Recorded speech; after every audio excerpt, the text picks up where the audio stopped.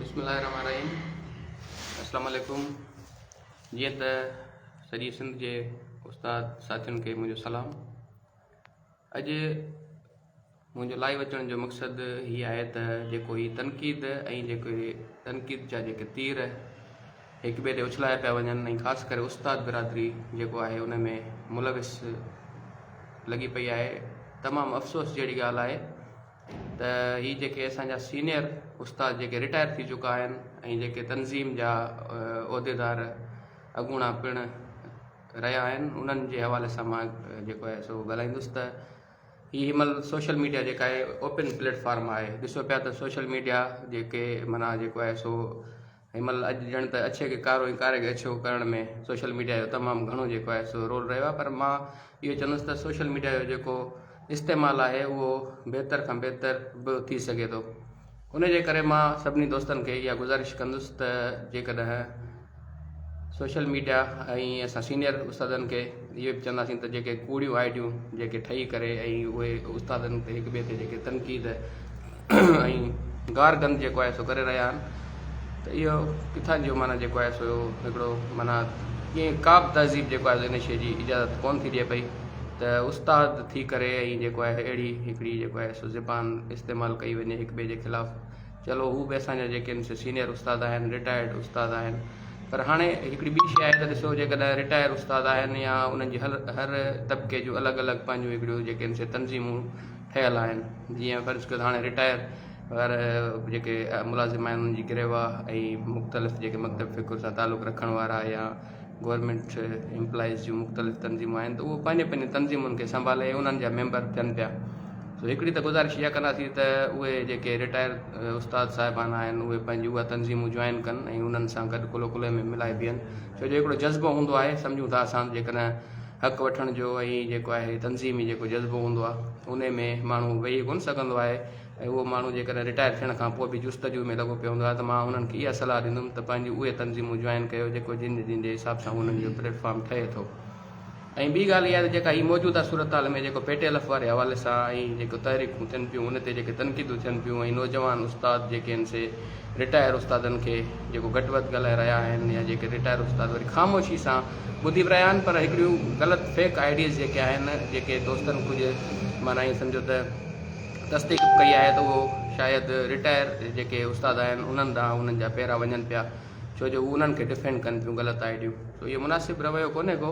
बाक़ी हाणे असां वरी बि इहो चवंदासीं जेके रिटायर उस्ताद आहिनि जिन जे मथां तनक़ीद थी रही आहे ऐं हेतिरो कुझु थिए पियो ऐं उस्ताद चवनि था त बाबा असां उन्हनि मां बेज़ारी ज़ाहिर करे छॾी आहे, उन्हनि जे दौर में कारो दौरु उन्हनि जो रहियो, तनज़ीम खे उन्हनि नुक़सानु पहुचायो, हाणे रिटायर थियण खां पोइ बि उहो असांजो जेको आहे तनज़ीम जी जान कोन था छॾनि पिया ऐं असांखे तहरीकुनि खे बि नुक़सानु रसाया आहिनि। त मां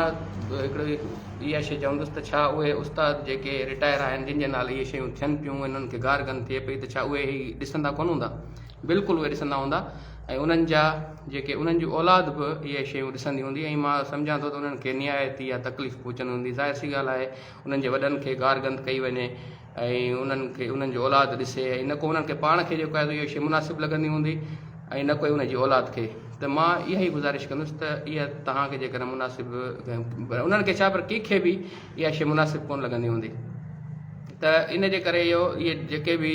सभिनी खे ख़बर आहे त उहे कहिड़ा उस्ताद आहिनि, रिटायर उस्ताद आहिनि जिन जे नाले सोशल मीडिया ते वठि पकड़ मती पई आहे ऐं उन्हनि खे चयो पियो वञे त बाबा इहे पंहिंजे आराम कनि बचनि सां वञी। ऐं वाक़ई इहा हक़ीक़त बि आहे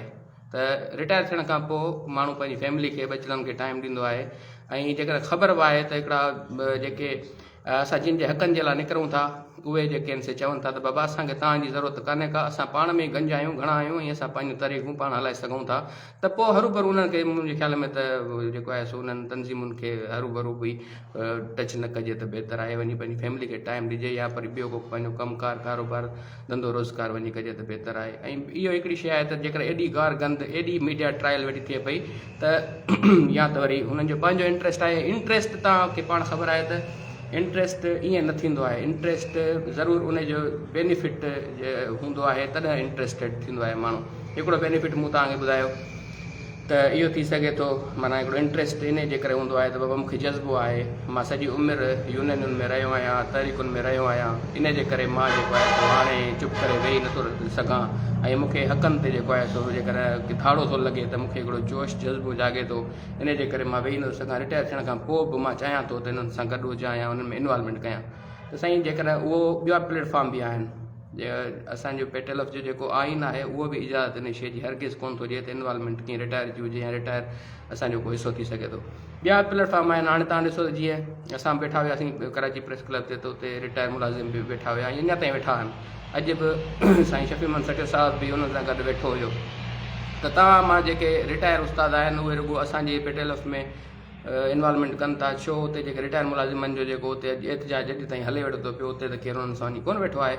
त इहो कहिड़े क़िस्म जो जेको जज़्बो आहे, या त हिन पासे जेको आहे सो उन्हनि वटि माल न आहे, असां वटि जेको आहे सो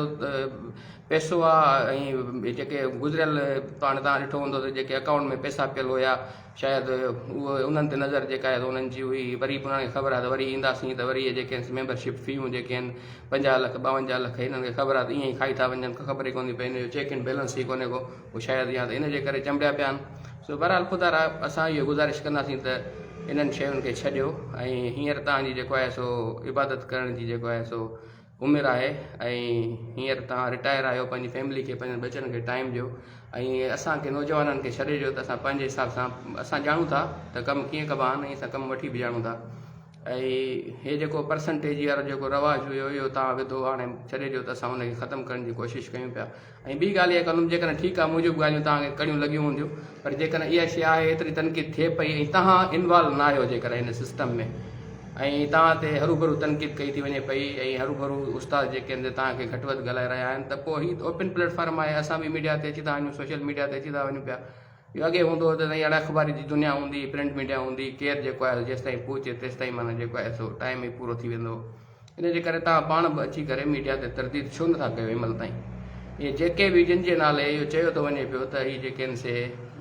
इन्वॉल्वमेंट कनि पिया या हीअ जेके आहिनि से माना धंधोड़ी आहिनि या हीअ, तव्हां अची करे तव्हां बसि पंहिंजो मौक़ुफ़ पेश कयो, ॿुधायो त बाबा असांजो कुझु न वञे, माण्हू हरूभरू असांखे इन्वॉल्व पिया था कनि ऐं असांजो पेटल सां बाक़ी ज़ाहिर सी ॻाल्हि आहे तव्हांजे न चवण या चवण सां को फ़ाइदो बि कोन थो पए, पर माना हिकिड़ी शइ अची वेंदी मीडिया ते, तव्हांजी इन्वॉल्वमेंट जेका अंदरूनी शो पई थिए उहा घटि में घटि ख़तमु थी वेंदी। ऐं तव्हांखे इहा ई गुज़ारिश मां उन्हनि उस्तादनि खे बि कंदुसि त घटि वधि या गार गंद न कनि, उस्ताद जो इहो जेको आहे सो वड़ कोन्हे को। बाक़ी मां उन्हनि रिटायर उस्तादनि खे बि इहा ई गुज़ारिश कंदुसि त अची वञो मीडिया ते अची करे